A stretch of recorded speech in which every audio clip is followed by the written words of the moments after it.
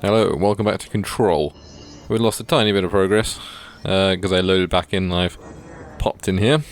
But considering I uninstalled and reinstalled the entire game, that's probably... that's probably not a bad thing. But we're doing pretty good. We got the power to do this shit, that we got from the mailroom. Which is, honestly, that's probably a pretty good, thing to have as a mailroom clerk. It can be like the, bit in Futurama where they make all the, oh, we're gonna have another fight, are we? Where they make all the pneumatic tubes dance around in that central bureaucracy. Only this time we can do it with the power of, I don't know, space magic? Whatever you wanna... Ow, man, that... Big oof. Oh, hey. Damn it, I was hoping it was a pneumatic tube so I could be like the "it's for you" thing. Anyway, let's run off to the hotline chamber, shall we?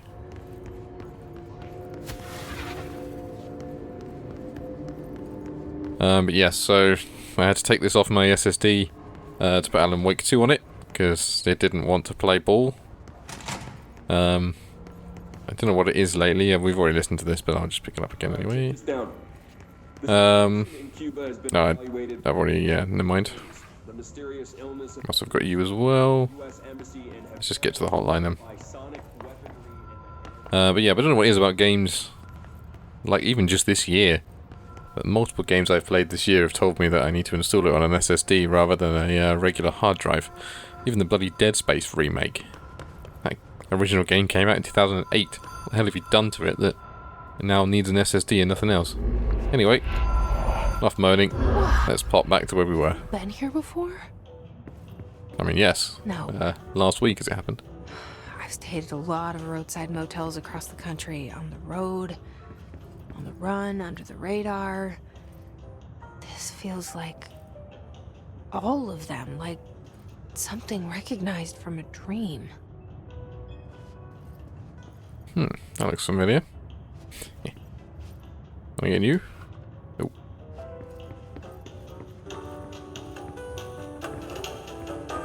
Oh, it's just a void out there. Should we ding for service? Hello? Hello? Anyone here? Can I get some service, please? Did that do anything?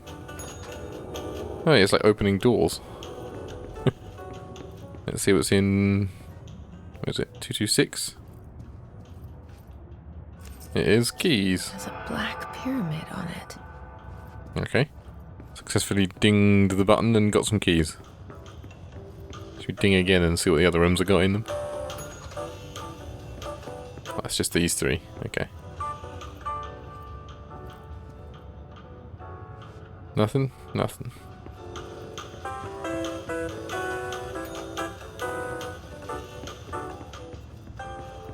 Not this one. Nope. It's your standard motel layout. Carbon copy of every room. Right, let's unlock the Black Pyramid door. The board door. Okay, no, that's just weird. It's a painting of myself. In presumably a set. Well, I'm facing the other way now, but kind of fucks that painting up a little bit, but there we go. We're right where we were, only now there's a bridge. And there's the creepy ass hotline.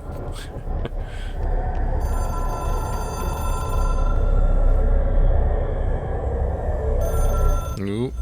Do you have to put it to my ear? The hotline seashell is a transmitter bridge. Directors can call the board long distance. Great. Does it collect? I hope it's collect. Complete the astral plane challenge. We haven't got any new skills though, have we? Yeah. I guess we just gotta do our best. What is that jimble jam over there? The hotline will allow you to contact extra-dimensional entities.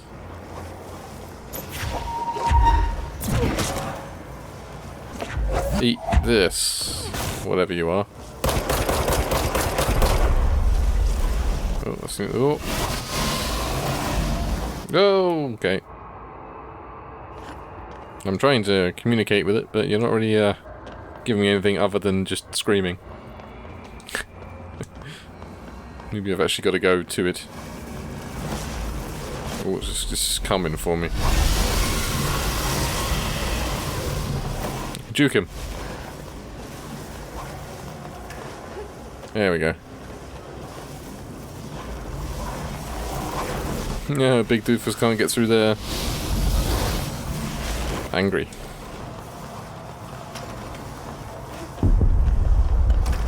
Yeah, there we go. Loser. Oh, I can hear it ringing. Always kind of reminds me of the Matrix. With like the whole, like, you have to get into the ringing telephones to get out kind of thing. Well done / dialed, director. You can contact us past selves in the hotline collectible menu. We expect compulsive weekly calls. Oh god. It's like the bloody project managers. It is a phone. It's an object of power. It doesn't connect to any typical network. A direct line to the astral plane and the board. And my hypothesis is, under the right conditions, to other planes of existence as well.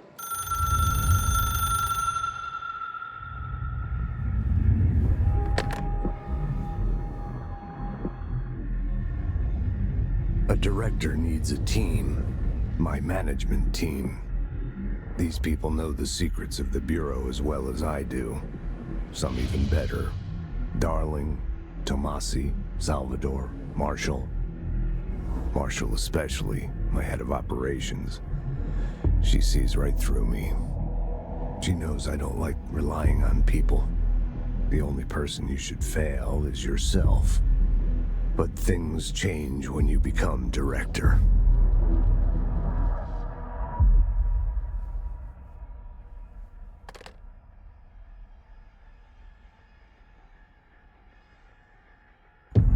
Okay, well, we found Hotline Trench. Hotline.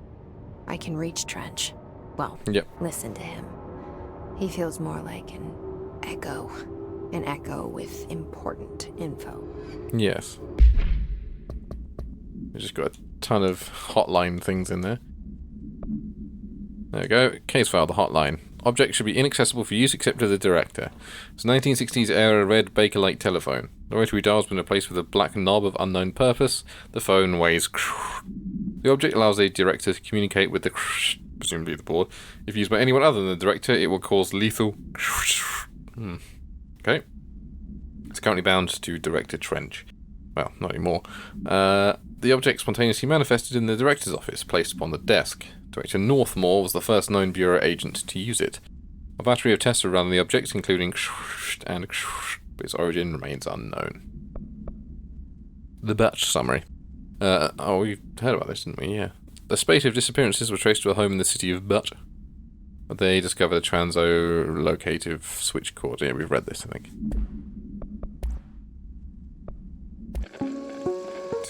Watch the full presentation. It's Dr. Darling calling. In 1978, a comms department intern heard the hotline ring and picked it up, going against every safety protocol in the manual. She never recovered, and the handful of witnesses required extensive memory repression therapy. It is a phone. It's an object of power. It doesn't connect to any typical network. A direct line to the astral plane and the board.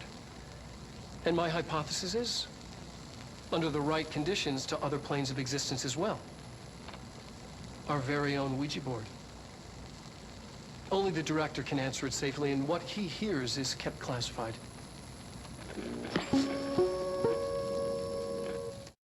Okay. He looked strangely happy when talking about the memory wiping thing. I think Dr. Darling might like science a little too much. Oh, okay, we got a bunch of trenchies to listen to. I can hear the hotline ringing in my dreams, constantly ringing. Ringing so loud I can't hear the voice I'm straining to understand. Why don't I pick up? It's a secure line of communication with the board. They would tell me what I need to know. Do I fear their answers? Would they have warned me of this threat? I didn't see it coming. The traitor in our midst. A conspiracy plotted right behind me.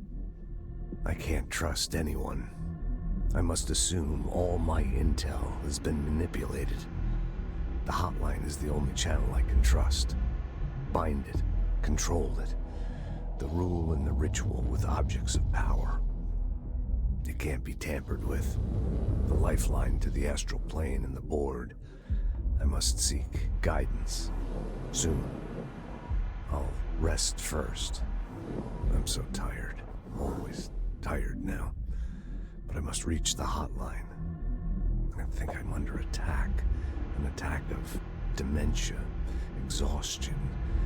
It's a rain cloud making me forget. The hotline. I must reach the hotline. Yeah, that didn't end too well, did it? Okay, so we heard management team when we were in that little cutscene and her nose was bleeding. So Ocean View Motel. The Ocean View Motel and Casino is a familiar friend to me. I stayed in countless motels like it while investigating AWEs across the country, back in my field agent days. Those roadside motels all bleed together like a dream. Same and not the same. Anywhere and nowhere. The Ocean View operates on dream logic, and the light switch cord leaks out to be found in the most unexpected places, and sometimes successfully encouraged to appear and act as a convenient lock to keep out those not trained in dreamscape navigation. Even Bureau veterans can only find one key in the motel. The key that opens the door marked with the inverted black pyramid. The rest, the many other doors, are still mysteries to us. We're all merely guests there. Even the board. Sometimes I need to visit, just to breathe easier for a while. It beats the numb, sterile apartment I spend my nights in, insulated from everything but myself. I guess that's where the whiskey comes in. Okay. The Coming Storm. I really like these little trench isms that go on. They give like a glimpse of like a man who knows everything, all that's going on, basically right at the end when everything's coming to a head.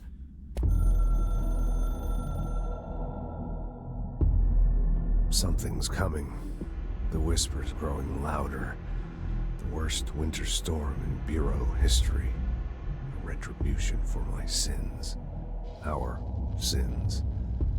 This threat could destroy the Bureau. Everything I've built. Destroy me. A web spun, turning this place against me. I catch glimpses of it in the corner of my eye. It's just out of reach. Elusive. It's clever. A perverse game of hide and seek. Is this part of an attack? Obfuscating the facts. Dimming my eyes. It's hard to tell. I need answers. I haven't heard back from Darling. I fear for my friend, my closest ally. I think we made a terrible mistake all those years ago. That thing he studies is putting us all in danger. It's my duty as director to keep the Bureau safe. It'll be difficult. What's done can't be undone. There's no easy fix. Magical thinking is a requirement for survival. Pain and suffering are mandatory. To change things, you have to break yourself. I don't know if I have the strength. I'm old and weak. I'm afraid. I can see my hands trembling. I'm losing control. Okay, and then we'll have a chat with the board, which I'm sure will be lots of... That's very short. You are the director now. We expect independence, dependence. You are authority, chosen one. The Bureau/game needs you. Great, thanks. Much prefer speaking to Trench. Right, back to Emily. Strongly when I tell them about you. Is it too soon to tell Emily? She might be able to help. I mean, you're probably in the right place for some crazy talk. Have I checked up here? Let me get to the map. Load up mission and collectibles. Oh, I can make my finger whoop whoop. Ah, here we go. Ah, this might be a shortcut to Central Executive. Ah, yeah. It just cuts through to the director's office. That's handy.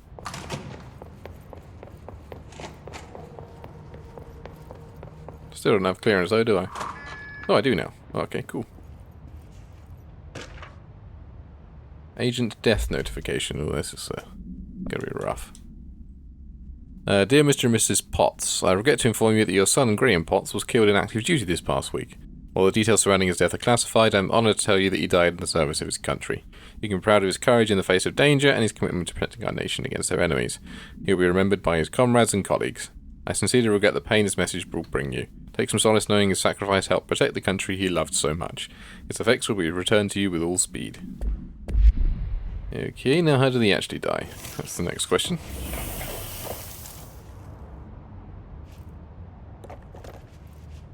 Did I get me anything? Can't actually see the bottom right hand of my screen very easily, so that probably doesn't help a bit. I think yeah, must have got something out of it. Health boost. Let's just boost health. Full stop, I think. Rate of fire, that's going to be much more useful. Yeah, that's pretty good.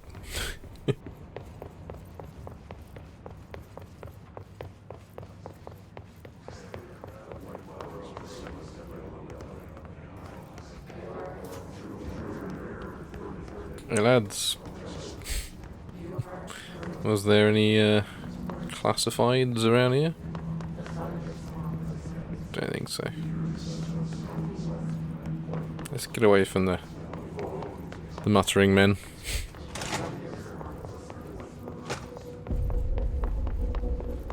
No, she's in the boardroom, isn't she? Aha, there's a classified. What do we got? Research records, power utility. Objects of power are unique in their capacity to grant certain individuals power-natural abilities. We call these individuals power-utilitarians.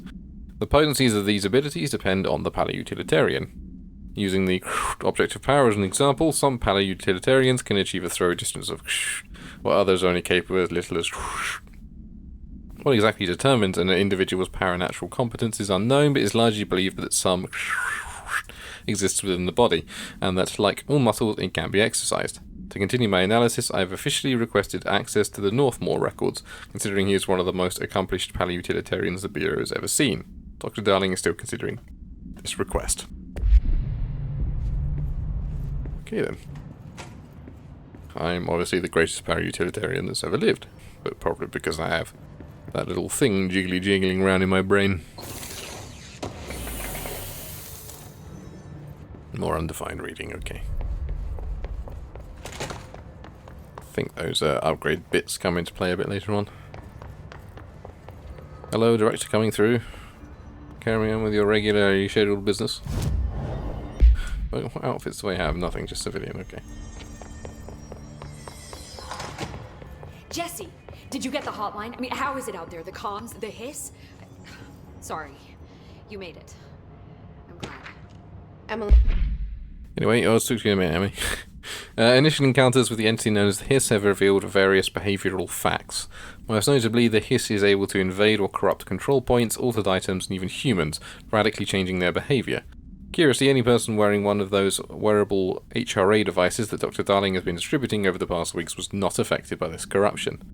The only exception to this fact is the new director, Jesse Faden, who possesses an inherent immunity to the Hiss. This could indicate that she's already been corrupted, but her behaviour is so contrast to that of the other Hiss, I have dismissed this theory. Well, yeah.